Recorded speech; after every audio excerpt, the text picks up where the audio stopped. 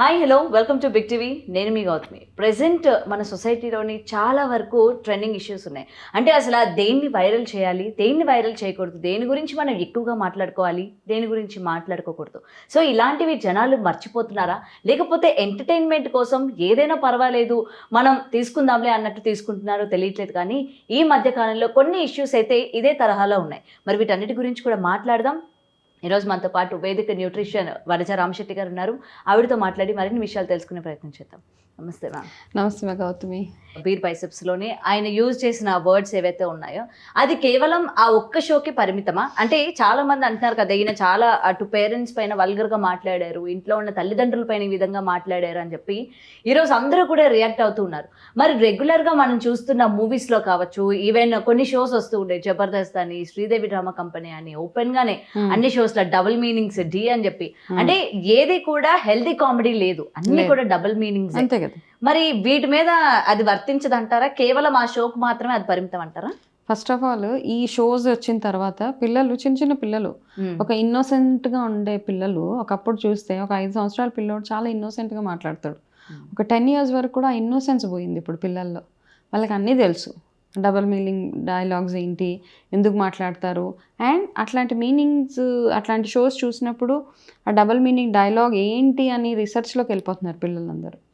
కాబట్టి ఏంటంటే ఇక్కడ ఏమైపోతుందంటే ఎడ్యుకేషన్ డైవర్షన్ కంప్లీట్గా. వాళ్ళ రెగ్యులర్ యాక్టివిటీస్, వాళ్ళలో ఉన్న ఇన్నోసెన్స్ని మనం తీసేసి ఇట్లాంటి పిచ్చి, అంటే vulgarity, two much of vulgarity కదా. కూర్చొని అసలు ఐ థింక్ నేను టీవీ చూడడం ఐ జస్ట్ స్టాప్డ్. ఎన్ని ఇయర్స్ అయిందో అసలు. ఎందుకంటే ఈ వల్గర్ ఇవి ఉంటాయి. ఎవరైనా ఒకళ్ళు చెప్తారు ఏదైనా ఆ మూవీ బాగుంది అంటే మేబీ థియేటర్లోకి వెళ్ళి చూస్తాను తప్పిస్తే కంటిన్యూస్గా ఏదైనా ఒక సిరీస్ చూడాలన్నా, ఒకటి ఏదైనా ఒక ప్రోగ్రామ్ చూడాలన్నా, ఇట్లాంటివి యాక్చువల్గా movies are better is what I feel. Movies far better. ఇప్పుడు చూస్తే మంచి మూవీస్ వస్తున్నాయి ఈ మధ్యకాలంలో చూసిన మూవీస్. కానీ ఈ టీవీస్లో వచ్చే ఈ షోస్ ఏవైతే ఉన్నాయో హారబుల్ షోస్ నాకు అనిపిస్తుంది. ఓకే, సీరియల్స్ పక్కన పెట్టేస్తే ఆ పిచ్చి కామెడీ ఎవరికి పనికి వస్తుంది? అది దేనికి? వాళ్ళ రేటింగ్స్ అవి పెంచుకోవడానికి అట్లాంటి యూజ్లెస్ కామెడీ, యూజ్లెస్ మాటలు అవి. అండ్ వర్స్ట్ పార్ట్ ఏంటంటే అవి చేసేది చిన్న చిన్న పిల్లలే. ఎస్, పిల్లల చేత చేపిస్తూ ఉంటారు. ఆ పిల్లల చేత ఆ చిన్న చిన్న వాళ్ళ అవగాహన ఎంత, వాళ్ళ ఆలోచన ఎంత, వాళ్ళు ఏం ఆలోచిస్తారు, వాళ్ళకి ఏం అర్థమవుతుంది ఆ షోస్ చేయడానికి?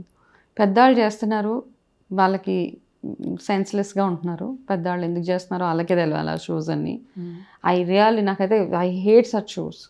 అవి చూస్తుంటేనే అసలు ఎక్కడ కూర్చోలేము, ఒక నడవలేము. ఆ జోక్స్ మళ్ళీ ఎక్కడైనా వచ్చినా కానీ కూర్చోలేని సిచ్యువేషన్. కాబట్టి ఇంకా దానివల్ల పిల్లల మెచ్యూరిటీని నెక్స్ట్ లెవెల్కి తీసుకెళ్ళిపోతున్నది అంతే. అదే మీరు అన్నది నిజమే.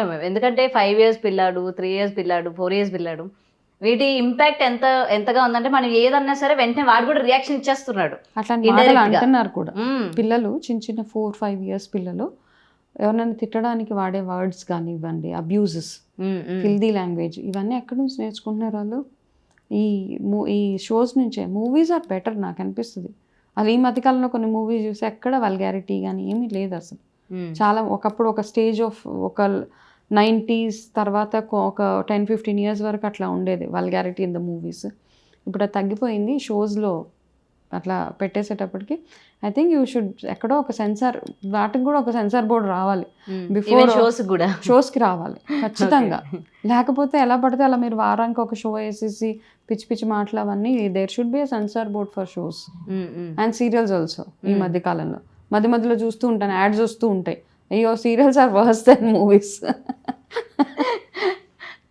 అప్పుడు మా చిన్నప్పుడు నాటకం అని వచ్చేది అనమాట దూరదర్శన్లో. అది హ్యాపీగా ఉండేది, సూపర్గా. అంటే అందులో ఒక మారల్ మాకు వచ్చేది. ఇందులో ఇప్పుడు మారల్ కాదు, too much of negative characters ఎక్కువైపోతున్నారు. అండ్ ఎవరిని ఎట్లా చంపాలి, ఎందులో ఏ విషయం వేయాలి, అండ్ ఆప్షన్స్ అనమాట. ఒకళ్ళు మేడపై నుంచి కిందకి దొల్లిచ్చేయాలంటే ఏంటంటో అసలు నేను ఆ మధ్య అవన్నీ చూస్తూ ఉంటున్నాను. ఏదైనా ఒక చూస్తూ న్యూస్ అవి చూసి మధ్యలో ఒకటి వస్తూ ఉంటుంది కదా, అందులో హారబుల్ అనమాట టు ద కోర్ అసలు. ఎందుకంటే సాడిజం టు ద కోర్. వాళ్ళని ఎలా చంపేయాలి, వాళ్ళని ఏదో పాలలో ఏదేదో కలిపేసి మెట్ల మీద నూనెలు ఇవన్నీ అంటే చూపించేస్తున్నారు. అసలు ఎట్లా చూపించి లేని వాడికి కూడా మనం ఈ విధంగా మనకి ఇన్నోసెంట్ వాడికి కూడా తెలిసిపోతుంది ఇన్ని ఆప్షన్స్ ఉన్నాయి అన్నమాట మనకి అని. అండ్ అలాగే ఈ మధ్య వచ్చే న్యూస్ ఆన్ సూసైడ్స్ కానీ పిల్లలు suicides 8th class 9th class 5th class పిల్లలు హ్యాంగ్ చేసుకొని చనిపోవడం ఇవన్నీ ఎక్కడి నుంచి వస్తుంది అవేర్నెస్?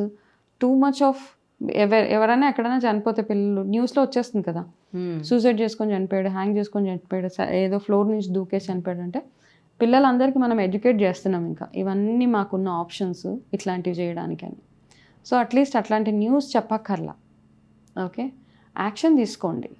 తప్పిస్తే అట్లాంటి న్యూస్ అందరికీ కనబడేలాగా వినబడేలాగా వీడియోస్ చేసి చూపించేసి ఎలా దూకారు, ఏ ఫ్లోర్ నుంచి దూకారు. సో ఈ మధ్య ఎందుకు ఎక్కువ అవుతున్నాయంటే అది ప్రెషరు కానీ ఇవన్నీ కాదు, పాతకాలంలో కూడా ప్రెషర్ ఉండేది. పిల్లలు పేరెంట్స్ మనల్ని తిట్టేవాళ్ళు కాదా, టీచర్లు కొట్టేవాళ్ళు కాదా స్కూల్స్కి వెళ్ళినప్పుడు. బట్ ఈ మధ్య ఎందుకు ఎక్కువైపోతుందంటే ఇట్లాంటి ఆప్షన్స్ మనకి అవైలబుల్గా కనబడుతున్నాయి. ఎడ్యుకేషన్ అంటే చాలా అవేర్నెస్ పెరిగిపోతుంది అనమాట. కాబట్టి పిల్లలు వెళ్ళి అలాంటివన్నీ చేస్తూ ఉన్నారు. మన కాలంలో తెలుసా, మా కాలంలో, you are still young, very young girl, మా కాలంలో ఏం లేదు. మాకు ఎవడైనా ఎక్కడైనా చేసుకొని ఉంటారేమో సూసైడ్లు గట్రా, మాకు తెలిసేది కదా ఇన్ఫర్మేషన్. అప్పుడు నార్మల్ గా న్యూస్ లో కూడా వచ్చేది కదా మ్యామ్ ఇలా ఇలా అని? లేదు, ఎప్పుడో ట్రైన్ యాక్సిడెంట్ అట్లాంటివంటి న్యూస్ పేపర్లో వచ్చేది తప్పిస్తే మాకు డిప్రెషన్ వేస్తుంది, మాకు అది ఇది అసలు మాకు word, first of all we don't know the word depression. Okay, ఇంకా చాలా ఉన్నాయి ఈ మధ్య పిల్లలు వాడే చాలా స్ట్రెస్, డిప్రెషన్, ఇవన్నీ మాకు ఆ ఫ్యాన్సీ వర్డ్స్ అప్పుడు తెలీదు. మామూలుగా ఏదైనా పిచ్చి పిచ్చిగా చేస్తే ఫస్ట్ మనకు అట్లకాడ వేడిగా చేసి ఒక వాత పడేది, చీపురుగట్ట తిరిగేసి అసలు తేవక్కర్లేదు కూడా, అట్లకాడ ఇట్లా స్టవ్ మీద పెడితే మాకు తెలిసిపోయేది, ఓకే ఇది మన కోసమే వేడవుతుంది వెళ్ళిపోదాం. బికాస్ ఆ ఫియర్ ఉండేది మాకు. గట్టిగా అల్లరి చేస్తే స్కేలో చీపు ఆ చేతికి ఏది దొరికితే అది పడేది మా మీద. ఈ మధ్య కాలంలో పిల్లల్ని కొట్టకూడదు, టీచర్స్ తిట్టకూడదు, ఏది చేయకూడదు. అంటే రీసెంట్ కేస్ ఆఫ్, ఇప్పుడు మాట్లాడొద్దు అంటే నేను మాట్లాడను, బట్ మెనీ కేసెస్, బికాస్ ఒక అబ్బాయిని జస్ట్ ప్రిన్సిపల్ తిట్టాడని వెళ్ళి సూసైడ్ చేసేసుకున్నాను. సో ఇట్లాంటివన్నీ ఐ డోంట్ నో. పిల్లలు కూడా చాలా సెన్సిటివ్ గా తయారైపోయారు మేడం. అంటే ఎవరు ఏదన్నా కూడా తీసుకోలేకపోతున్నారు. అండ్ వాళ్ళందరికీ కూడా కనిపిస్తున్న సొల్యూషన్ కూడా ఒకటే, సూసైడ్. ఎందుకంటే ఒకప్పుడు కాంపిటేటివ్ స్పిరిట్ అన్నది ఎడ్యుకేషన్లో ఉండేది. వాళ్ళకి 90 మార్క్స్ వస్తే నాకు అట్లీస్ట్ 95 రావాలి. ఈ మధ్య ఆ కాంపిటేటివ్ స్పిరిట్ అన్నది వేరే వాటిలో వెళ్ళిపోయింది అన్నట్టు. వాళ్ళకంటే నేను బాగా కనపడాలి, వాళ్ళకంటే నేను బాగా మాట్లాడాలి, వాళ్ళకంటే నేను స్టైలిష్గా ఉండాలి, వాళ్ళకంటే నా లైఫ్ స్టైల్ బాగుండాలి, ఇట్లాంటి వాటిల్లో ఎక్కువైపోయి పిల్లలు ఆర్ గోయింగ్ త్రూ డిప్రెషన్స్. కానీ ఇప్పుడు లేని డిప్రెషన్ని తెచ్చిపెట్టుకోవడము, స్ట్రెస్, యాంగ్జైటీలు, ఇవన్నీ అక్కడి నుంచే వస్తున్నాయి. అండ్ పేరెంట్స్ వాడే ఈ వర్డ్స్ అన్నీ ఏవైతే ఉన్నాయో, I'm going through lot of stress, I'm depressed, I'm sad, okay, ఇట్లాంటివన్నీ పిల్లలు వింటున్నారు. పిల్లల ముందే దెబ్బలాడుకుంటాం కదా పేరెంట్స్, వాళ్ళకి అర్థమైపోతుంది, okay there is a word called depression, there is a word called stress, ఇట్లాంటివన్నీ అర్థమైపోయి వాళ్ళు కూడా అవి వాడడం స్టార్ట్ చేశారు.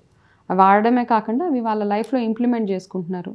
చేతులు కట్ చేసుకోవడము, ఇలాంటివన్నీ చేసేసుకోవడము. 10th క్లాస్ ఎగ్జామ్స్ ముందు, ఎగ్జామ్స్ వస్తున్నాయి అనగానే వాళ్ళకి ఎక్కడ లేని స్ట్రెస్, యాంగ్జైటీ, డిప్రెషన్, ఈ 3 ఒకటేసారి వచ్చేస్తున్నాయి వాళ్ళకి.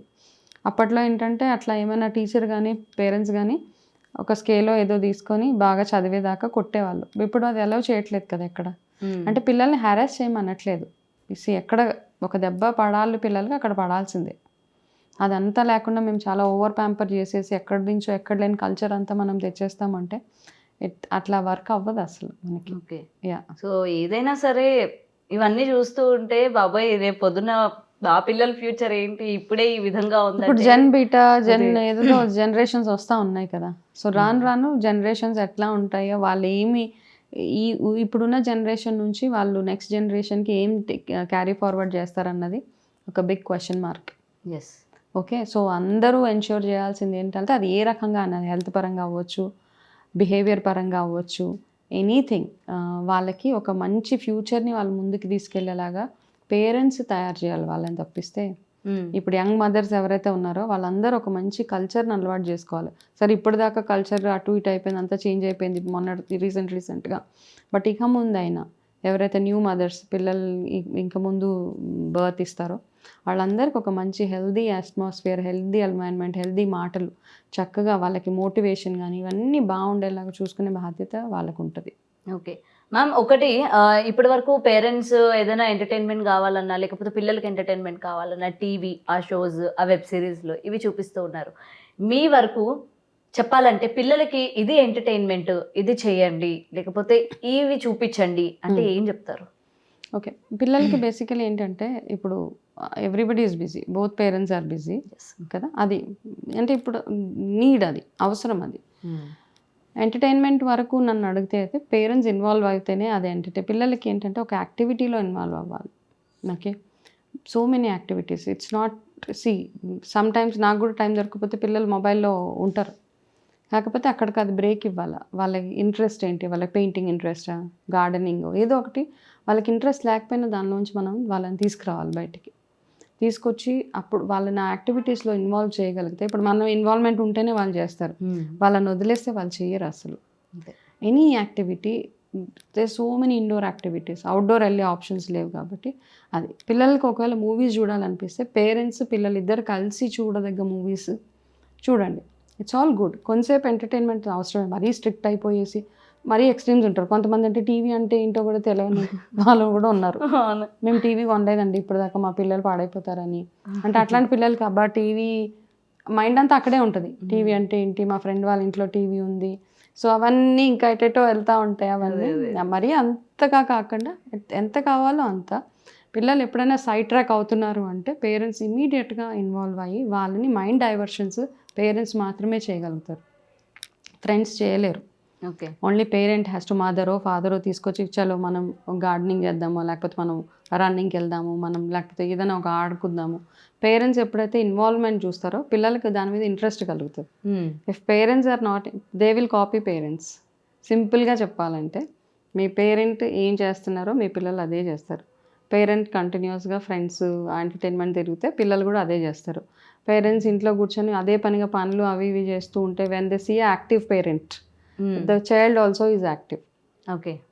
When they see a dull parent, the child also is dull always. Okay. So మీ పిల్లలు ఎలా ఉండాలనుకుంటున్నారో మీరు అలా ఉండాలి.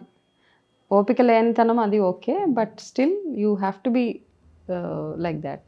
ఓకే, ఏదైనా సరే మన నుంచే నేర్చుకుంటాం. మన నుంచే 90% మన నుంచే నేర్చుకుంటారు. మనం అంటే బ్లేమ్ చేసేస్తామా, బయటికి వెళ్ళి అలా చెడిపోతున్నారు పిల్లలు. పేరెంట్స్ నుంచే పిల్లలకి. Thank you so much. Welcome మా. For more videos like this, subscribe Big TV channel.